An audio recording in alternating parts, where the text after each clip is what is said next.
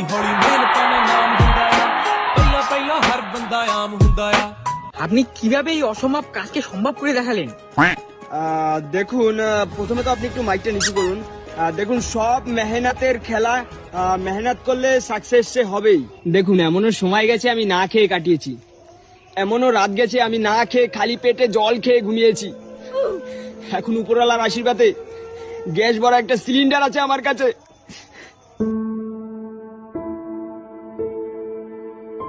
এই তো কিছুদিন আগে আমার বিয়ে হচ্ছিল না, বিয়ে করার জন্য আমি পাত্রী পাচ্ছিলাম না।